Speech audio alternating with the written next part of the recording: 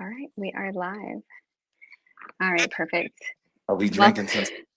Yes, Do we you see are. what it is? Do you see? But see, I got to get you some of these glasses. You see what I say? Oh, you have the Sir Leezus glass. Okay. I have Sir Leezus everything. I'm a Okay. walking ingredient. Well, as you should be. All right.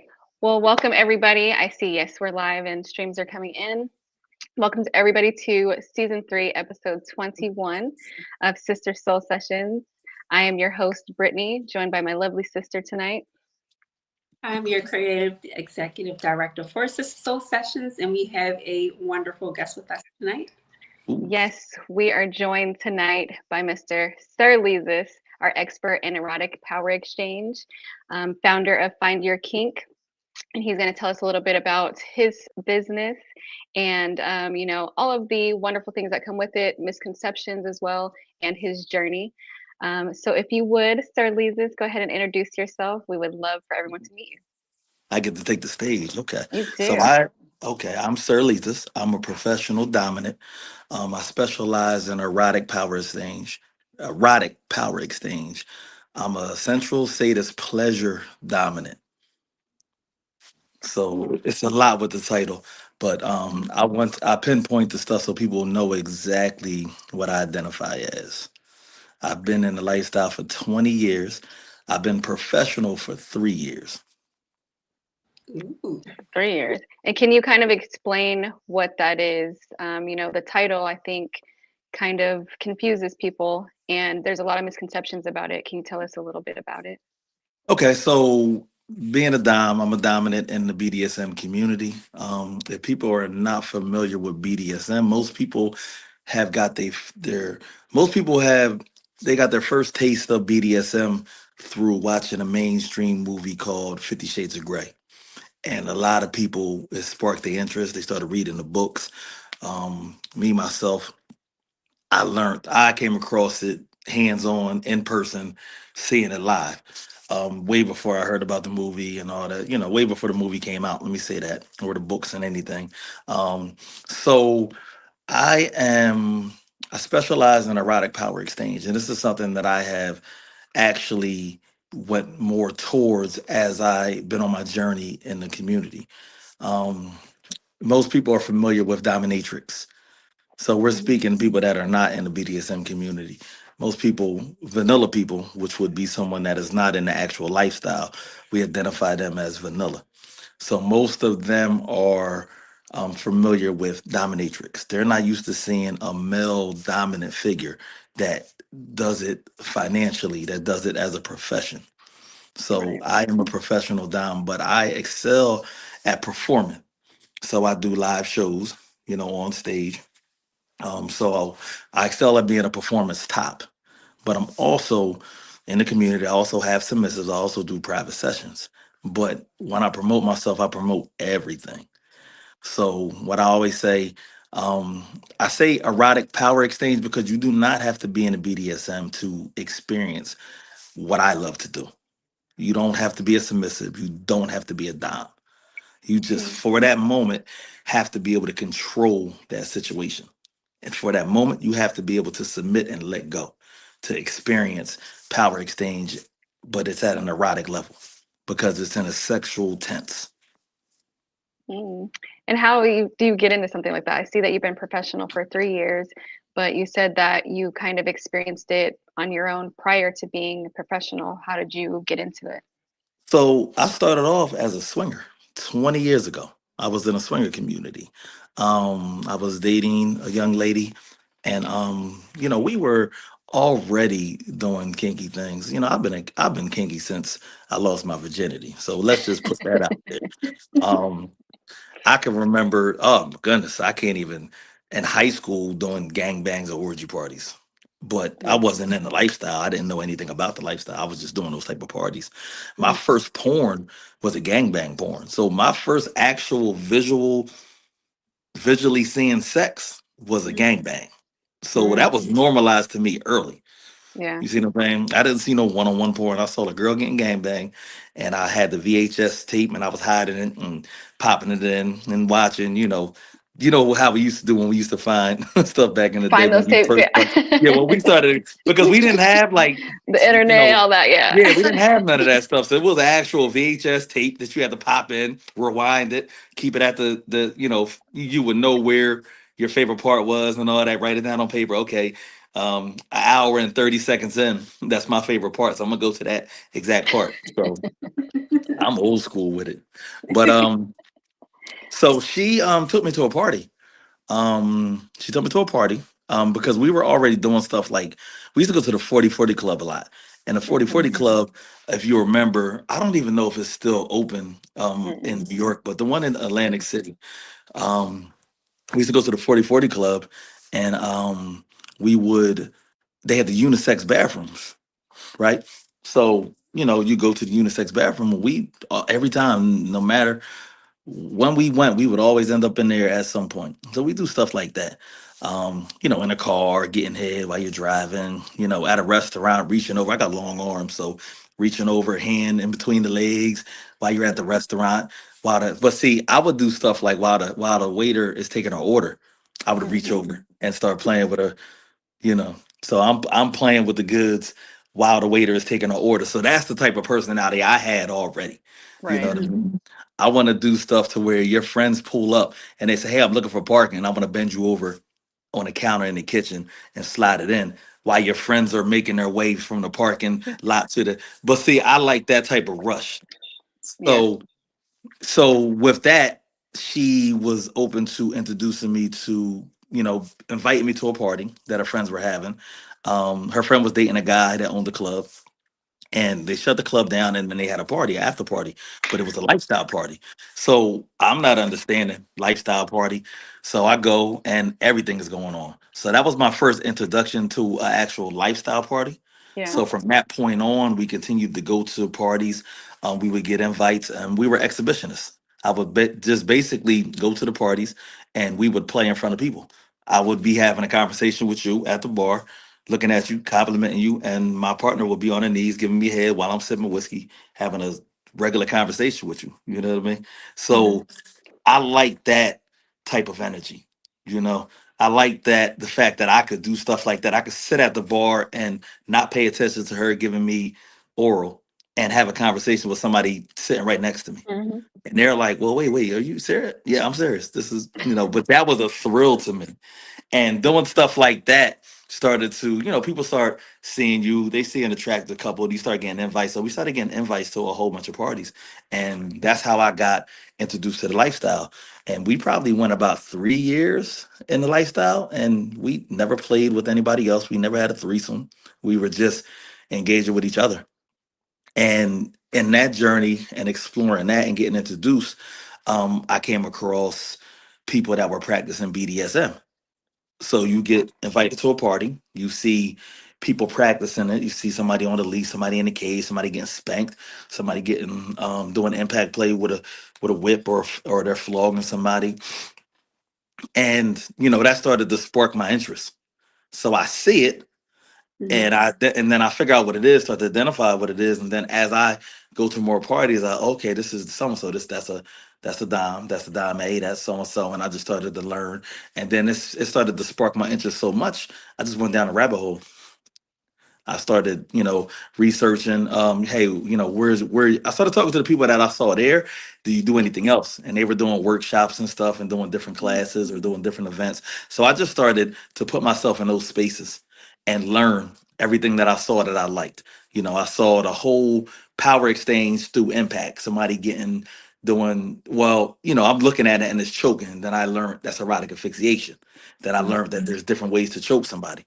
Than spanking. Learn that there's different ways to spank somebody. So me seeing it, liking the interaction, and then actually learning that there's an art to it that is deeper Right. than what you're seeing on the surface level. You know what I mean? Um, and then learning why that person is maybe getting spanked.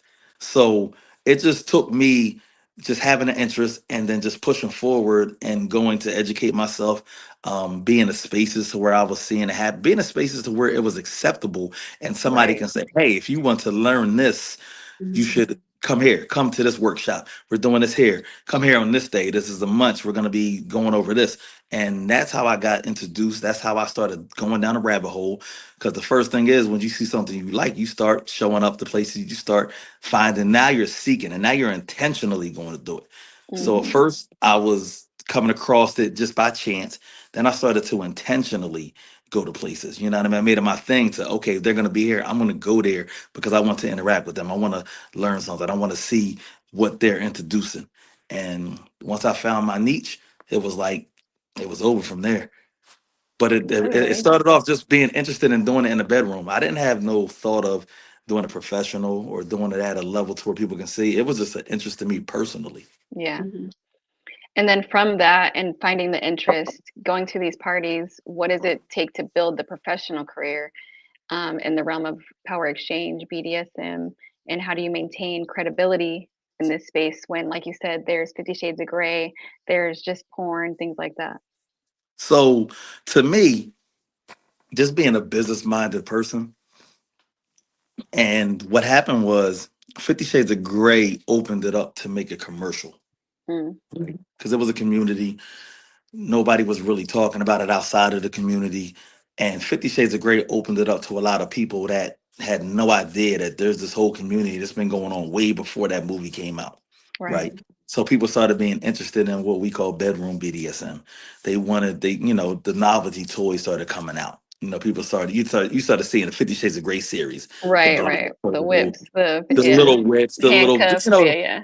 little handcuffs. And people saw that and said, okay, I like somebody to take control in a bedroom, but this is actually a thing. And it started to normalize it to a sense, right?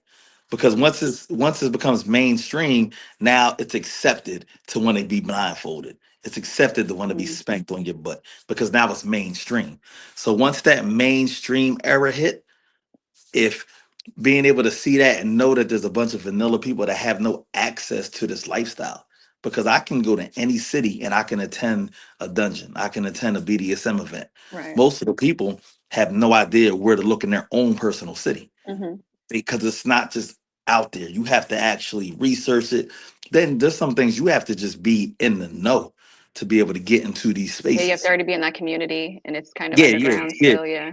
So creating that, so knowing that it's a need for that, and me not being a gatekeeper and saying, you know what, I can introduce them to how I portray, how I do BDSM, which is a lot more open to women that are not engaged in it, and to see it in a sensual way, see it in a seductive way, see it in a sexy way, see it in a way to where, oh shit, I might like that. I'm 30, I'm 40 years old, and I've never had this type of experience. And I Hmm. thought I've been through everything. Because a lot of people get to a space to where, okay, this is it for me sexually. Then you open a whole door and they look through it and they're like, wow, I didn't know that this lifestyle exists. I didn't know there's a space to where I can orgasm from getting spanked and choked. I didn't know anything about forced orgasms. I didn't know anything about, orgasm control. I didn't know anything about erotic asphyxiation as a sexual act. There's so many things that people have not been introduced to because it's not what society portrays as normal. Hmm. And it's not openly talked about, right? And it's a little taboo. So when you have these spaces that it becomes, well, we normalize kink. A lot about things go into normalizing kink. That's why the Find Your Kink came about, because my concept was to normalize kink. Yeah. I could walk around anywhere with this on. How comfortable would y'all be walking around with a Find Your Kink shirt on, if we're being honest? Fine. I mean, I I'll be would. So a lot of Yeah, people I just would. talk about it in general. But yes, It's a but yeah. it's like, yeah, it's a conversation starter. Hmm. But some people are like, oh, I'll go to a party with it. I'm not wearing it to work, or I'm not wearing it here, or I'm Well, not yeah, right, yeah, I'm not right. going to the bank with it, or I'm not going to the grocery store, or I'm not walking through the airport with it on.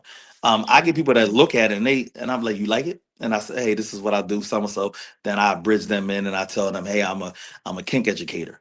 I do professional shows, erotic shows, and all that. And then I walk them through the process. Next thing you know, they're at my next show, sitting in the front row, and they're like, me next, me next, me next.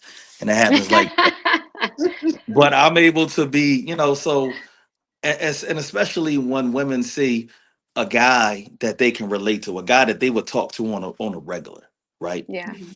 So it's a lot easier to see somebody like, okay, he's a cool guy, he's college educated, tall, he's all right looking, whatever, but he's into this. He's not a weirdo. He doesn't have a weird demeanor to where, you get a lot of people have this concept that people that are into this are super weird. This is a Sexual white, deviance. yeah, Yeah. Hmm. Yeah. only white people do this stuff. There's actually like That. a Yeah. community of us across the country that practice kink every day. Mhm. Like I said, I can go to any city, major city, small city, and I can find my people. I can find people that are sexually liberated, Yeah. open minded, that listen, don't judge, right? That's the new thing out. Yes. Yeah. And whatever my kink is, as long as it's legal and it's safe, they will accept me for whatever I do. I love that. Now, So speaking of that's that, I love that you say that last part, especially because how do you ensure the professionalism and boundaries while working in such an intimate and often misunderstood realm that you're in? so for me, protecting energy is big. And I Mm, had to learn that the hard way, right? So I wasn't a person that has I'm new to the realm of learning energy. So let me okay. say that. I've met enough people that have had conversations with me and explained different things that are way deeper into it and have studied how energy moves, how energy transfers. So I'm new to that realm. Right. But after sitting down with someone, I had a long conversation, and I was doing a lot. I was giving a lot, mentally, Hmm. physically, and energy wise, Right. spiritually, and all that. So I had to come to a space to where I had to make a conscious decision to separate personal and professional, a Hmm. 100%. Yeah. Get in a mental space to where someone knows that you're engaging with me because you paid for a service, Right. right? That's just kind of like the concept of a guy goes to a strip club and Mm, he's yeah. dealing with an entertainer there, and she's giving me no, this is her job, Hmm. right? Mhm. I'm going to give you the attention that I'm going to give everybody else, but I'm going to give you the attention like I have an interest in you because it's my job to make you feel like that. Mhm. You're paying me. If you're not paying me, I'm not giving you this attention. It's simple. Mhm. So when you get into the mental space of separating personal and pay, this is a fee for service. I'm able to consolidate my energy, if that makes sense. Hmm. Yeah. Yeah. No, So that's perfect. and then the person has to know that, hey, listen, this is not something I'm personally choosing to do. Respectfully, you have to book a session. I had a lot of people that message me and say, hey, can we do a session? Can we, someone? I say, hey, you have to book a session. Like it's a Mhm. fee for service. You have to pay for my services. Now, if I have an interest in, let's just say I meet either one of y'all and I have a personal interest, then Mhm. that's different. So now I'm getting to know you and I'm okay with opening up my true energy and having that Right. connection. I have intimate moments with a lot of women, but you at the end of the day, they have to realize that this is a service that I'm providing. You paid for the service. This is Right. not organically, You this is don't not an get all of organic me. Yeah. connection. Yeah. Hmm. So I'm going to vibe with anybody. I'm just a person that vibes. I can come into a space and I can socialize. I can meet you 10 minutes ago and we have a vibe like we've known each other for a year. That's just Hmm. the energy that I have. But Mhm. then you also have to understand when something is organic to when you're choosing and you're pushing it, and to when it just, you know, and someone is okay, you're paying for this to get the experience of us having an organic Right. interaction. You get Yeah. what I'm saying? So that's one of the things that makes my experience excel over people because I'm able to connect with people really fast Hmm. Mhm. and I'm able to do that energy transfer. But then I have to keep in my mind that hey, this is professional, and I have to let it be known, hey, we can have this interaction, but you have to book it. It has to be paid, right? And we will vibe. But you know that once this is done, we go back to a common space. And Exactly. there's Yeah. and to be honest, there's a lot of women that can't handle that I was because gonna ask you. they Yeah. How and does that? Yeah. I How does gotta that be work? listen.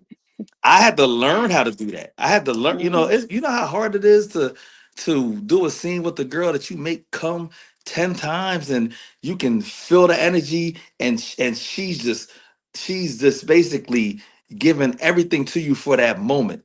Mhm. and she's orgasming and squirting all over the place, and then I had to just give her aftercare and say, hey, listen, I appreciate the It's experience, nice to whatever, know so you. and so, thank you Yeah. for your whatever, and go. And I'm sitting there like, now even I may not be so I'm able to separate it, and I may not be like turned on as in like, like I'm hard or something like that, whatever, but I'm Mhm. looking at it like, man, a regular person that has not learned how to do this, I can see how easy some guy can be like, "Hey, do you want to stay tonight, or Hmm. would you like to?" I can see how easy that goes because I get in those spaces and people see me interact with somebody, and they be like, "Hey, you didn't get a number, you didn't." I said, "No, listen, this I have to keep that space." You know what I mean? I have to make a conscious decision and be aware of what I'm doing and know that I have to cut it off somewhere. Right. Mhm. Is that a common misconception with your line of work, not just from women, but just from people who watch you, who are on your social medias and things like that? People just assume that you are that way. Do you have Well, to deal with that? I mean, if you meet me in person and if you've Mhm. been around me, you'll understand. Like a lot of people see online and they think, you know, um, oh, he's having sex with all these girls and all that. I Mhm. actually have two partners. I'm poly, right? Mhm. And I tell people like, my personal time, my personal space is invested with them. Mm. Mhm. So they'll come to shows, they'll see me engage with people. They'll actually bring people that they meet that are in a lifestyle, because they're both involved in a lifestyle in some type of way. One of my partners runs a actual swingers group. My other Mhm. partner is more into the kink and the BDSM. Mhm. And, they'll meet people and they'll be like, hey, you should do a session with my partner. I can set you up, and they'll set up sessions, and they've been there and helped me. They've held vibrators to, women vagina when I went in and did a forced orgasm and made them squirt all over the place. They've helped me with aftercare. They wiped down the tables and stuff and everything. You know what I mean? So I've involved them with shows and sessions and all that, whatever. But you have to, they gotta people, you have to understand that like when you've been doing this for so long, you have to have a space of peace, a space, peace of mind is everything, Yeah. right? So I conserve that because everything I do is based around sex. Mhm. I'm a sexual. I'm selling sex. If I'm not physically having sex, I'm still selling sex. I'm a sex Yeah. worker. So technically, I'm a sex worker, right? Yeah. I I, mean, I am. I tell people that, like, oh, technically I am sex. That's why anybody that does sex work, I embrace them because I understand I'm a sex Yeah. worker. I'm touching women, I'm making women, or I don't have to stick my penis into a person for me to, be a sex worker, but we're exchanging sexual energy, Yeah. right? Mhm. So, but you have to have a space to where, you know, you're able to separate that and cut that off. And, with my partners, I have different experiences with them. You see, you know what I mean? Mhm. So, I mean, we do engage with other women and all that stuff, whatever. But to me, like outside of that, I have to have that. I have to have partners that I'm able to cater to me having my peace of mind. Hmm. Mhm. You know what I mean? So they don't. They would love to every night do have that experience, but they're not with me because of that experience. So they Mm. don't need it to be with me. Do you see what I'm saying? Mm. I love that. So how do you balance then the artistry, education, the business side, and like you said, with your partners? It's like you said, it's constant. So where is the balance of that and staying true to your philosophy of, keeping it just work? So there, so it's stages for everything.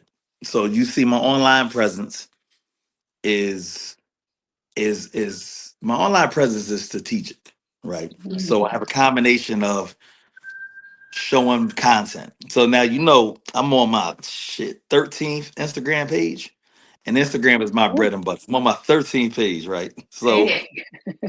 my 13th page, and I had to have a balance of education, Mhm. right? Engagement and actual content because the content is what got me to where I'm at. People seeing how I experience power exchange. Mhm. My experience is what got me to where I'm at in my career. People seeing it, people seeing my interactions. It's organic, it's unique, it's different, and it's mine. This is what I can own. This is why I started straying away from saying, "Hey, I do BDSM," to I do erotic power exchange, Right. because you do not have to be into BDSM to experience what I experience. You don't have to be a submissive. You don't have to be a dominant to do erotic power exchange. It's just an energy transfer. It's a control of energy, right? Mhm. And a lot of people, well, you're not a dom, you're not a sub, but this is not based on that. It's based on energy. It's based on that power exchange, and you do it in an erotic setting. So Mhm. I want to tell people, you don't have to identify as a submissive to have a moment, because there's probably moments that women have been dominant in the bedroom at some point, but they're not domes, they're not dominatrix. There's situations where guys have been submissive in a bedroom to where they let a girl take control for a moment. That doesn't make them a submissive. Right. You see what I'm saying? They just had a point to where they did an erotic power exchange and they were okay with that moment, right? So that's why I push off of that for the erotic power exchange. But so when it comes to online, Mhm. um, I put the content out, right?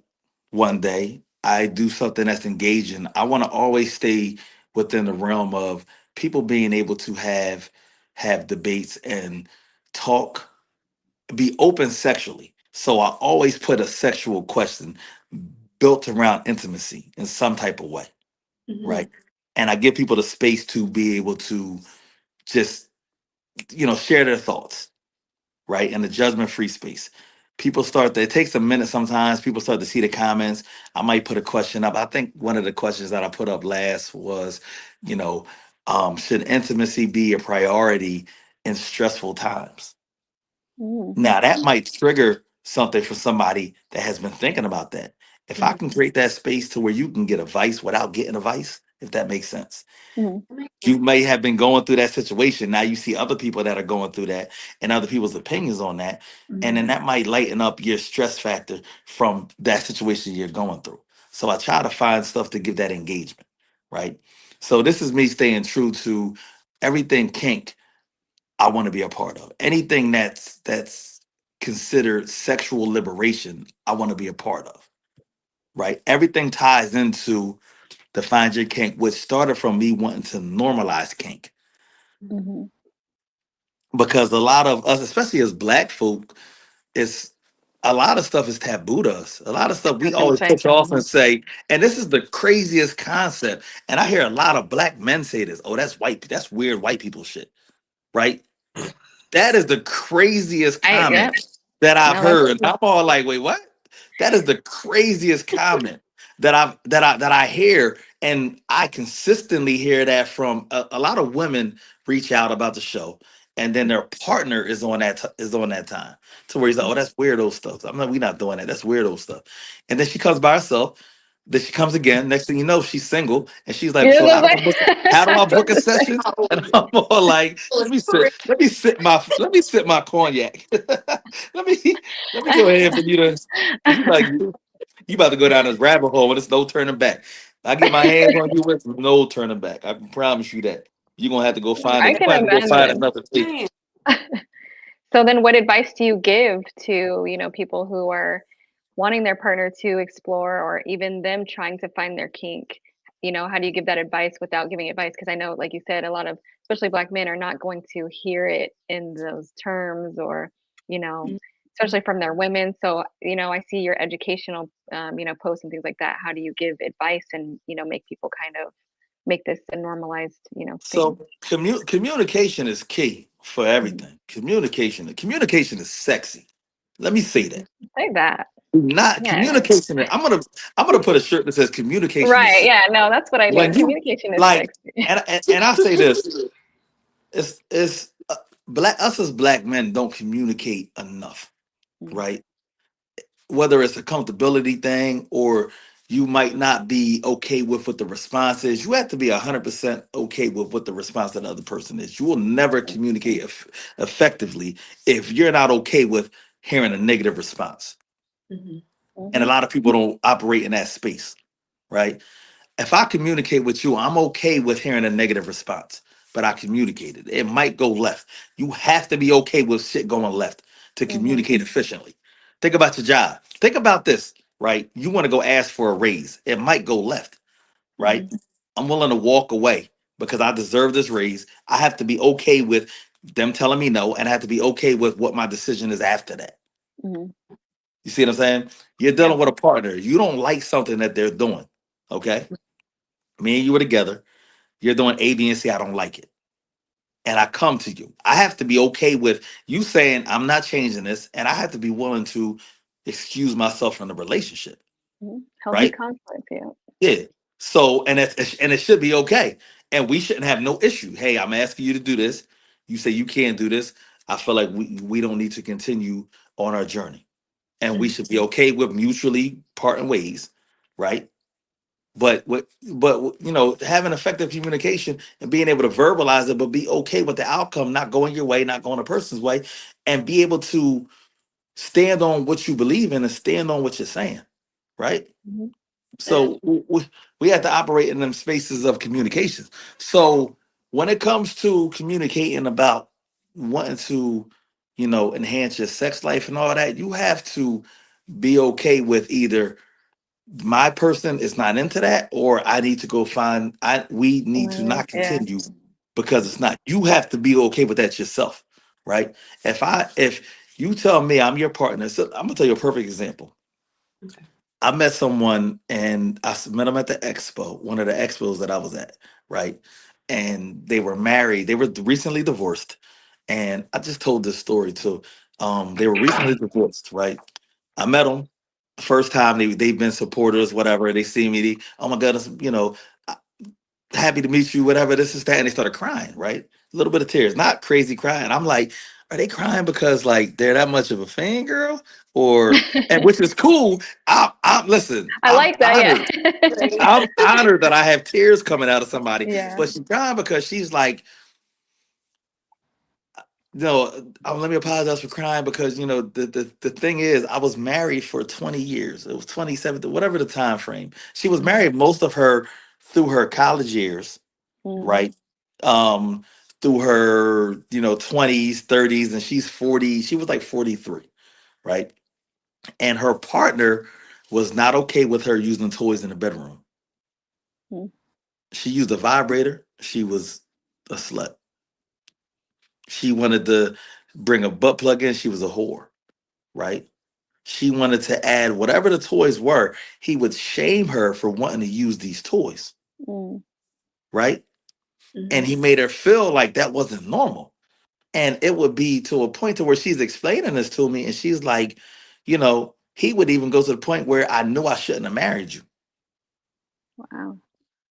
And so you think about this, this is your husband, and you can't even explore anything because he's going to guilt shame you, right? For wanting to explore things in the bedroom to With spice up him. y'all. Yeah, Yeah. with You him, crazy. right? With him. So now they're separated and all this stuff, whatever. And now it's embedded in her head. She's been programmed to think that I don't use toys. Toys only, you know, that's not ladylike. Nobody wants to be in a relationship with a girl that uses toys. Nobody wants to be in a relationship with a girl that watches porn. He can watch porn, Mm. but she couldn't watch porn because that's Mhm. not ladylike. Women don't watch porn. That's basically like cheating. So Oh. if you're with someone for that many years and you're programmed to think that's a learned behavior now, Yeah. right? So you know, I have a mental health and behavioral health background. So Yeah. let me just put that. So it's a Obviously, yeah, we're about to go there too, yeah. Right. Because you can so tell, yeah. at this point it becomes a learned behavior to Yeah. where this is bad. No man wants this because the man that has married you, right? The man Yeah. that has gave you his last name is putting this in your head and he's adamant about that, right? Yeah. And Mm. he loves you to an extent, but he loves you. You know, y'all have kids together and all that stuff, but you can't bring no toys to the bedroom. You can't ask him, hey, let's practice, let's look at a porn and reenact that. You can't do none of that. Right. So now she's single and she's back on into the she's getting acclimated back into the dating life, right? She's Mhm. outside. That's what we say now. So now Yeah. she's outside, right? The streets. I do a lot of divorce parties. Let me put that out there. So I do a lot of divorce parties. I do a lot of divorce parties and fucking girl parties. That's what they call them. I love So, that. you I know, love that though. fucking girls. Like, you done broke up, you done got out of a toxic situation. We're gonna have some fun. Yeah. Right. Hmm. So now she's back outside. She comes across my page through a friend of a friend. Right. Now, she's seeing my find your kink, right? Mhm, Which the base of this is for me to normalize kink, right? mhm, So she starts seeing stuff that she has been interested in, but has never been able to explore it because she's had a partner that has shamed her for wanting to do that. So now she thinks that's not normal, and her Right. friends are not into stuff like that. So now she's at a space where she sees 70 women encourage and talk about a kink that she has been holding in and not bringing out to the surface for 10, 15 years because Right. of her situation. So now I put her in a space to where I put a kink up with erotic asphyxiation. She likes to be choked. Her mhm, husband is not choking her because, that's not what society deems to be normal. right, And to him, his wife doesn't do stuff like that. Hmm. No woman that he wants would want that type of stuff. That's Hmm. for street girls and all that, whatever. But now she sees 70 women. Oh, I love to be choked. I love this, whatever, so and so. That's my favorite thing. I come all the time. Now Finding she's her starting to, tribe. Yeah. yeah, now it's like, okay, I'm not the only one that likes this. So Hmm. maybe if these 70 girls, maybe it wasn't me. Maybe it was him that wasn't able mhm, to open up and embrace my sexual liberation, right? Hmm. yes. And she said, and every time you put a post up, I started seeing a whole bunch of stuff that I thought that I was not normal for liking. And I see all these women, and then I go look at their pages. Then these are successful black women. They're not just they're women that are career women and so and so. And she was like, it was just like a breath of fresh air to her to get into a space to where she see women that are accepted of all these things that she has been shunned Mm. for being interested in. Yep. And So not realizing a lot of those women need that most of the time because they're in those spaces of, mhm. being corporate, being in power, and where can you actually, yeah, be liberated, like you said. So And yeah, and that's that was one of the things because I know a lot of women do not have the support systems to say, "Hey, that's okay." hmm You like what? You like to be fisted? I don't. 10 of my homegirls into that. Let me introduce you to some of them. Let me send you to. Hey, I got a friend that does that professionally. Let me introduce you. You see what I'm saying? Hey, you want to go to a party? I know somebody's going to get fisted at this party. Let's go. You're like, there's a party that somebody's doing that? Yeah, let's right. go. Like, And I'm all like, you got to understand the spaces I operate in. It just happens. yeah. Like, right? So this is why she started crying because I just gave her a space to where she can feel normal. Hmm. And hence everything ties back to normalizing kink. So Mhm, to find your kink was motivated by me wanting to normalize kink because it's normal to me. And I realized that everybody has not been able to operate in that space to where it's normal. Right. So let me be the stepping stone for you to be introduced. Let me be the goat for that. You see what I'm saying? mhm, Let me create this space because I have the platform, and let me give back that way. Let me show, so this is why I put so much into the questions because a lot of the questions come from me conversing with women throughout my week, meeting somebody at the bar, and I hear something. I say, you know what, this might be a good topic. Hmm. Everything that I have put has came from some type of interaction I've had, conversation I've had in some type of space. So mhm. nothing is random. Right. The random stuff, I mean, to find your kink is a little different. I just research. I sit here, I sip some cognac, and I'm like, let me see what type of kinky stuff I can get into. And I look and I'm like, ooh, wait, there's a kink for people that have an attraction to trees. Okay, let me put that up. That's Mm. There's nice. there's a kink to where people are attracted to bugs crawling on them. Now I don't know if I want to put that because that might trigger some people because you know how we are with bugs. Yeah. Like, I don't do the Yeah, bugs, but but there's actual kink where girls orgasm from a bug crawling on them. So if a bug crawls on them, they will actually and go to work, and they're able to orgasm wow. with the bug crawling on them, and that's what's turning them on. Can you imagine that Hmm. space? That's Hmm. crazy. I love that for them.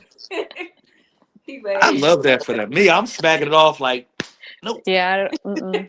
That is a nightmare for me. But, there is a space and you're teaching on it and letting them know that they're, normal in what they like. So it's not, it may not be for everybody. That's why you have to find your kink. But you're Yeah. educating on all of them. But that makes me want to go to you addressing the stereotypes about, BDSM, power exchange, and how it's purely about physicality and how you showcase. But you showcase the emotion of it. Like you said, you're Yeah. in the, realm of psychology and things like that. Can you kind of speak about the psychological depth in your work and like what that really means to you? So that is individually based. So Mm. it's different for each person. People have different connections to it. You some people, you even have some people that are into BDSM because there was some type of trauma in their past, Right. and they're reclaiming something, they're owning something, they're putting Hmm. themselves in a space to where they can control what something Yeah. has happened Yeah. to them. You know, so and that's a real deep topic. And I was speaking about that recently with someone. Um, a lot of people, like even when you got people that want to do consensual, non-consensual scenes because they have had some type of trauma in the past, and now this is the space for them to reclaim it, go back through it, but then control it themselves. Yeah. You have a lot of people that have had spaces to where they were forced to cope pleasure with pain, not Mm. intentionally, and this is what they have been programmed and trained to do. So this is a learned behavior to them because something in their past put them in that space, and now they cannot get pleasure without pain. And then Hmm. there's some people that just find out that they like it, hands down. It doesn't have to have some type of Yeah. trauma No or psychological. Yeah. everything is not Trauma. like that. So there are spaces to where there's two sides of the story. Some people Hmm. just like to get, they just like the pain and it turns them on. You know what I mean? Now I'm gonna dig deep into that because I had a conversation about the just finding out why. Now I understand that people are masochists, people are sadists. A sadist is someone that gets pleasure from inflicting pain. Yeah. A masochist is someone that gets pleasure from receiving pain. But Mhm. why does that turn them on? Why? Right. You see what I'm Right. saying? What what is the psychological aspect behind that? Now I have a whole goal in my mind to dig into that, to get to the psychological aspect of that, Mhm. to why the particular things. It's a lot of stuff that's evolving around pheromone. Well, what is the endorphins that are released from Right. certain activities, but I don't understand how one person gets spanked and then the endorphins are being released, and another person does it and it doesn't happen for them. So Mhm. that's one thing I want to dive into personally. That's a personal thing I want to dive into, that I'm going to research on my own and come back with. But on the When you find out, psychological, let us know. say it again. I said, when you find out, please let us know, because even I would like to know. Hmm. That's what I want to know. Do you get pleasure from pain? I don't. So you've never been spanked during a sexual encounter and it turns you on? I have been spanked during a encounter, but it doesn't do anything for me. And I Oh. always say that when I do my bedroom BDSM workshops, that's the first thing I ask. Have you ever been spanked? So do you turn around and say, damn daddy, do it again? Or do you turn around and say, nigga, you lost your mind? I was looking at it like, Yeah. So what is your Wow. response? So that might not be you. Because I get people that I don't do impact play. I might like you might be a person that you only want sensory play, right? mhm. Right. You may not like, or people that you might like words of affirmation. You may want to be called a pretty princess and not a slut. Yeah. Praise kink. Yeah, Yeah. praise. Yeah. So, Okay. but it's different. Like I do straight sensory play than force orgasm, and Mhm. no impact is involved. That happens. I have people that say, "I don't want you to touch me. Just spank the shit out of me till I'm purple." And I'm like, Mm. "Damn, okay, we can do that. We can get it." I'm a Fine. pleasure dime. I'm here to please. Whatever. If you want me to tickle you until your orgasm, I'm gonna tickle you. That's what's gonna See, happen. I just don't want to be tickled, but but Mm. speaking on that, how do you incorporate trust and consent into your performances, and how important is Communication. that? Mm. Communication is key. When you Communication is communicate sexy. with somebody, when they're able to, communication is sexy. Consent is sexy. Making sure they know everything you're gonna do, Right. right? And explain that to them, and then giving them the power. Like if you do a scene with me, I'm going to give you the power to control everything that I do, right? there's nothing more safer than someone knowing I can control how long this goes, the intensity of this. Right. So communication leads to that space of letting you know, hey, listen, one hand up is your slow down gesture. Two hands up, you're completely 100% done. You put one hand up, I'm going to come in, I'm going to talk to you. You're going to show me your pain level from 1 to 5. I don't know why my hands are taking up the whole screen. My hands are Yo, that's humongous. Right. insane. I was like, so you But I just put up parallelism, right? People Yeah. being attracted to body parts. Some Mhm. people like All hands. that. Yeah, So, Mhm. the comments. um, yeah. So I tell someone, so if I'm spanking you and you put up a 2, we're in a safe space. You put up a 3, we're good. You put up a 4, my fingers well. You put up a 4, okay, we're pushing the limit. You get to the 5, now you're at your max. You're able to communicate and control how hard you want to go, how soft you want to go. But that reassurance that you're in control of that builds trust, right? Now, when we do it the first time and you see me respond to it, you know, okay, I'm paying attention, I'm aware, Right. um, and I'm understanding of where you're at in this space. Because even though I'm controlling it to the people looking, or I'm controlling the scene, at the end of the day, you have the final say. You have the, I don't like it, I love it. You're able to control that. So I'm responding to you. So that is the biggest form of security, is knowing that you have control of it. Once you put a safe gesture up and somebody doesn't respond to that, the trust is gone, Mhm. because I'm trusted that, I'm able to control this. I'm making myself vulnerable. I'm giving you control, right? Mhm. You're hitting me with a bat on my ass. This That can be dangerous. That is okay. yeah. Yeah. You see what Mm. I'm saying? So you have to have full trust in that person. And even just the conversation to what concerns do you have, you know, and having that communication beforehand builds trust. A lot of Mhm. people don't see with somebody unless they've engaged with them multiple times. It Right. doesn't just happen out the blue, you know. So a lot of people, because they don't know how they're gonna respond, a lot of people have a crazy um emotional release when they do scenes. So they can't just engage with anybody, right? Mhm. Right. I tell people certain spaces we may not be able to interact. If we're doing a show, I'm paid to be at a show. I have to interact with the crowd. I have to interact afterwards. If you're a person that after a scene, you completely go into a space where you need attention for the next 5 hours, we can't do this in this space. Right. It This needs can't to be a part be of the at your performance. house, Yeah. right? Mhm. But you have to, but on both ends, you have to be responsible enough as a dime, as a top, as a bottom, to make that conscious decision to say, hey, I need this if we're gonna do that. Mhm. Like, I may not know. I've never met either one of you in person, right? Mhm. If I do a session with you, I have no idea what you need after the session. You might be so mentally distressed and just so overwhelmed with emotions and hormones and all that stuff. You may not want to leave my side. You might see me go do a scene with somebody else and you might lose it. Like, after we go together after what you just did. Right. Right. That, but that is a space, and I can't be mad at that. But you Mhm. have to be aware and say, "Hey, I don't know how I'm going to interact," I have to make a conscious decision to say, "Hey, baby, you should wait until book a private session, and then allow the time afterwards for you to process and see what happens." Mhm. Because once them endorphins go out and then they start retracting, that's what Mhm. we call sub drop, right? Mhm. Subspace is when you're overwhelmed with it and you're just in awe. You're like, oh my God, I just had this experience.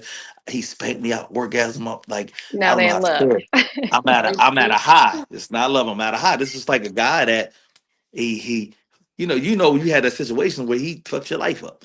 You have that immaculate sex. You're like, damn, I've never had this experience. Then he goes, you're like, oh shit, I feel a little like he talking to who? He ain't call me, he ain't text me, Mhm. but he's Mhm. on social Right. media liking Constantly all these about it. girls' pictures.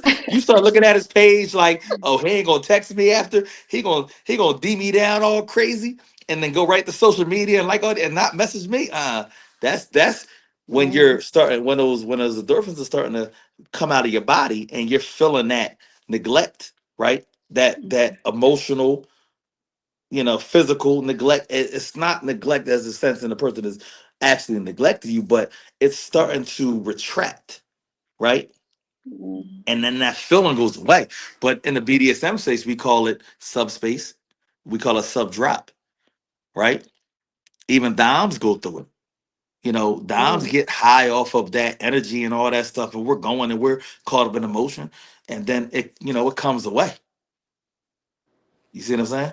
Mm. So those spaces, you never know how somebody's gonna respond to that, right? You never know. You never know if somebody will be okay if they need extra attention. So you have to be honest with yourself, and you have to, you know, be true to, hey, listen, I'm not sure how I'm gonna react. Maybe this space is not for that. You know what I Yeah. mean? It's a responsibility on all parties. Yeah, it is. It Right. seems like a lot. This is a lot of work, but yeah, the realm that you're dealing in, and like you said, the emotional exchange that happens, the energy Mhm. that you're exchanging, yeah, like it is almost like a drug. The high that you have, if you're gonna want more of it, if you're okay coming down from it. So, Yeah. but Gotta be yeah, okay. I didn't think about it like that. Right. Definitely learned a lot today looking at your page. I was like, Ooh. what's Tell me one thing you learned. Let me interview Mm. you. this? Are both of you ladies single or do you have partners? We have partners. You have no partners? I have a Mhm. partner. Is it a male or a woman? It's a man. Okay, how long y'all been together? A month. A month? Yes. That's what I was Has like. he? So from what I've heard, I could assume he hasn't spanked you. No, he has not. Has he put his hand around your throat while you No. orgasm? No. Would you like him to put his hand around your throat? I would actually. You will. So if he's watching right now, bro, listen. You take your hand. Do not squeeze your fingers. Take your whole hand. Just gently press it Mhm. around her throat and just hold it there. Just Then what's enough that too it'll far slow then? down. Huh? I said, then what's too far then as far as choking? So, okay, so you said what's too far? Mm-hmm. So you have different types of choking, right? You can do Yeah. a blood choke to where you're cutting off the blood circulation, right? Right. So, you do the blood choke where you're cutting off the blood circulation. That's different. You can completely take away all the oxygen, right? Mm-hmm. Okay. People put saran wrap on, cut a hole in it, whatever. And then you can have it to where you're just slowing it down. You're just having your hand on, you're not taking the blood away, right? You're not completely taking oxygen away. You just have a hand resting on the throat to where it's slowing down the breathing. That's a different feeling. You have to, ooh, it's hard to understand. It's hard to know what you like unless you experience all three of them. Mm-hmm. And it's a different sensation each time. So I could be in a space to where I'm gonna talk to her because I know she's single. So I could be in a There we space go. to where we're having a sexual encounter. I'm fucking Mhm. the shit out you. You're looking at me, and I take my hand and I cover your whole face, your mouth and your nose, and I do it enough, and I tell you to do a Kegel. And right when you get to the point to where you know I'm counting on my head the amount the length that I have it there, and I tell you to let it go and push out at the same time. Right?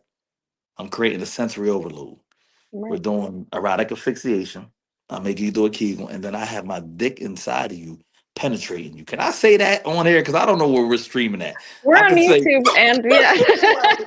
we're gonna I find keep out. saying I gotta make sure because I don't know where we're doing this live at. You're gonna Go. have to be like it's gonna have to be like a bell dinging for some of my stuff, whatever. Mhm. I am. But I'm gonna add in, you're gonna yeah, okay. so well, So that might be the space, but that might be a thing to where you like it. Then it might be a thing to where you love it. There might be a thing to where every time I do that, you orgasm. Depends Mhm. on the person, right? I don't know what you're into. I just know I know how to do it safely, and I know when to do it, timing wise. Right. Now, you liking it or not is a different situation. You see what I'm saying? Now, there's or just to put the hand around your throat just enough, you know put the hand around your throat and talk you through an orgasm. There's so many ways to do it. You just have to know yourself, and the person has to be able to explore it and go through the options. I don't Right. get it. I might like I don't want to say I get it on point every time. You know, I do what I do, but everything I do surrounding that makes what I do feel that much better. Talking to you, letting you feel my energy, letting you smell me, letting you hear my voice, you Mm-hmm. know, creating contact, right? Having that power exchange, and then my hand is around your throat. Or if my hand is around your throat, I go right into talking into your ear. I go right into you letting you smell me, right into being close, right into That's so funny. I'm 6'5" and a half, right? Mm-hmm. Mhm. Probably about 260 Mm-hmm. now. So the presence, you know, that's one thing that, you know, size turns women on when someone is massive to them, right? Some women like little guys. I mean, there's nothing wrong with that. They like the, you know, I have a friend that's 6'4", she puts heels on, she's 6'10", right? She body slams guys and gets paid for it. So, but That's awesome. she doesn't mind a smaller guy being that because she has the mindset of I want to devour this guy. Yeah. So that's different, right?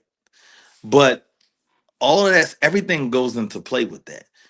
Your tone, your voice, your smell, the setting, when to do it, eye contact, hold you by your chin, look at me, and then hand around your throat, Forgot where we then were. Go physically on. moving you, then directing you, giving you directions. Take your hand and touch yourself. So all of that stuff goes into play, Mhm. Mm, but that's just off of an energy read. You know what I mean? It's certain things you can teach. I can teach you how to do, but I can't teach the energy. You see what I'm right. saying? So That like big dog I energy they just so had. I could like I could look at you, right, and could tell you're a combination of I feel like you're okay. You want to be called a good girl, but I can have you tell me you're my pretty little slut, and you would go with that. Mm, Tell me you're my pretty little slut. Look at me. well, Put your yeah, and I will tell you, stick your fucking tongue out. Tell me you're my pretty little slut with my hand around your throat, and you would turn all types of red, and you will be flustered. And then I know that I have that moment right there, and I could take it anywhere from there. But You, I'm just, huh? I said you was on my life.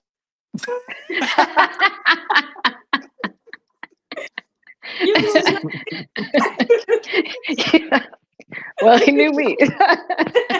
Mm.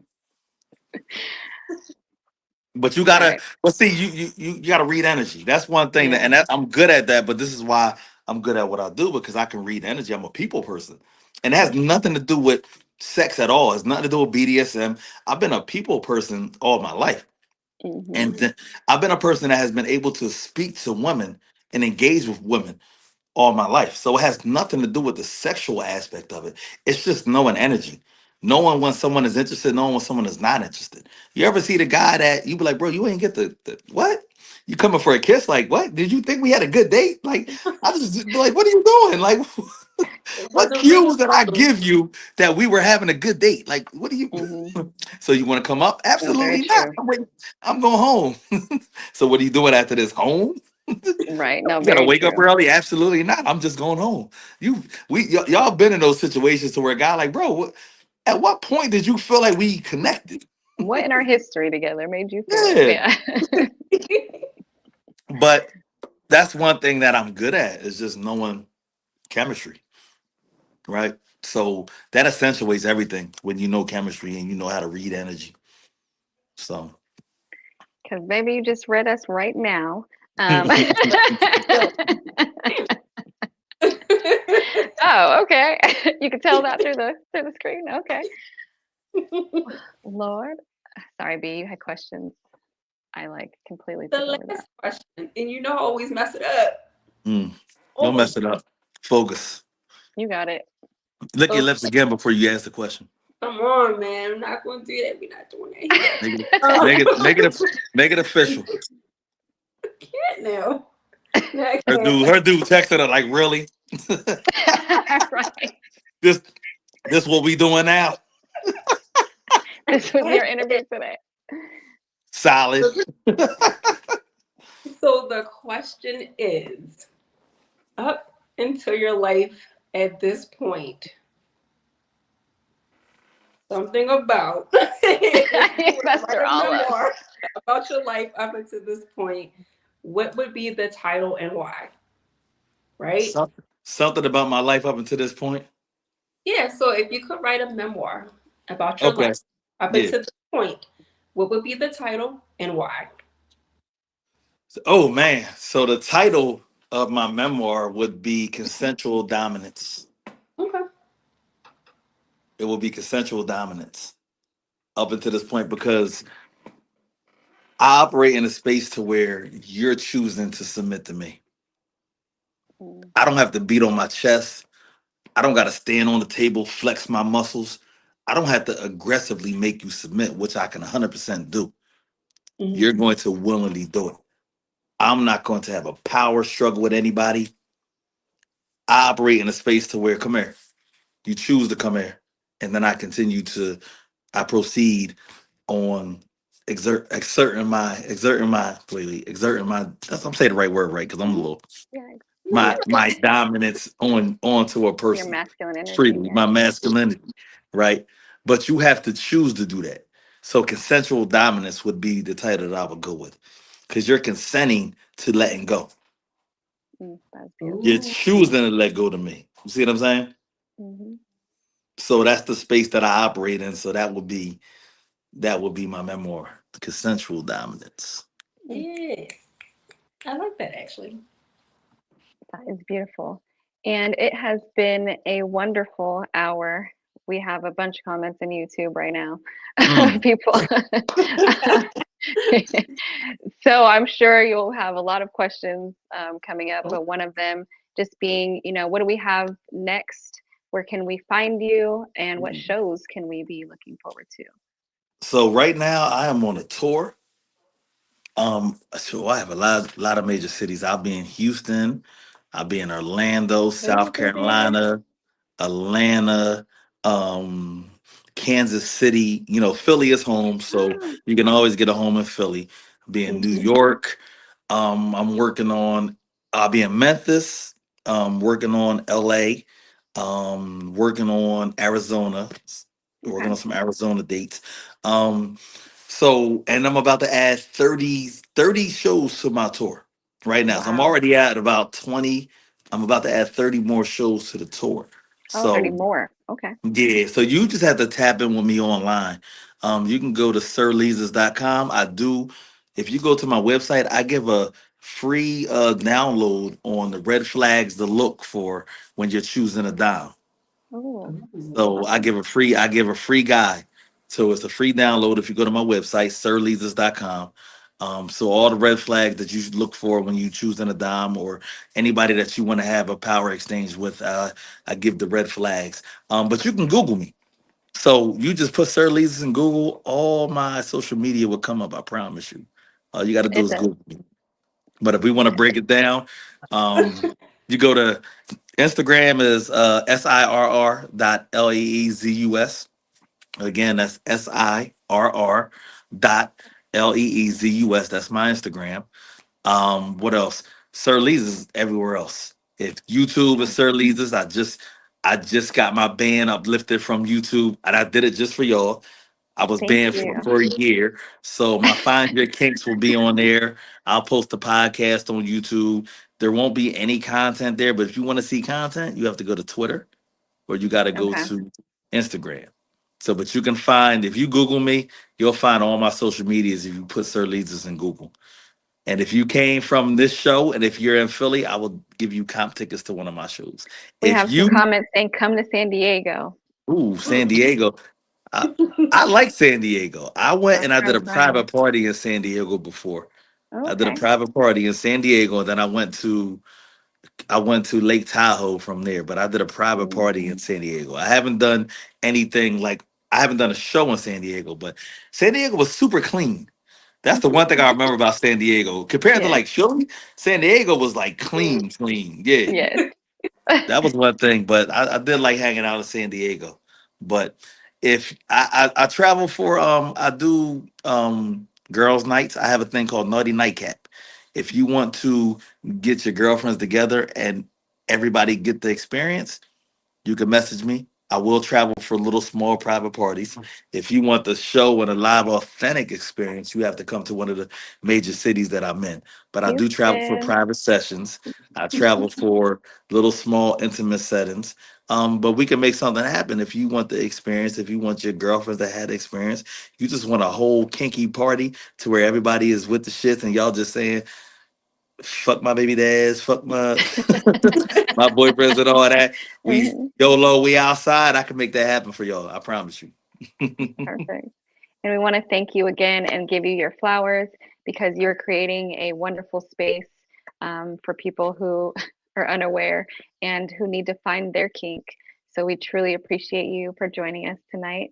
And we will be, broadcasting everything and making sure that people follow the page and catch him on tour. We're going to be attending his next show in Houston. So we will try to give you guys a little sneak peek. Front row. I what we need can. y'all in the front row too. See, you're going, Let's see, you're talk going about far. this. You're going I'm far. gonna let y'all know now. I promise you, they will be a part of my show to some capacity. To some, they will be a part of my show. I'm on a top. I promise you, I'm on a top right there. And they gonna have them big old smiles when I come to them, and I'm like, I told you, Yeah. I told you. No, but thank you guys so much for joining us for another wonderful episode, Sir Leezus. Thank you so very much, and everyone visit him on all social media platforms and his website. We have posted it in the chat, and of course, find the hashtag and post it. Find your kink. Find And your thank you kink. so much. You Thank already you know. guys. You guys have a wonderful night. Good night. Thank you.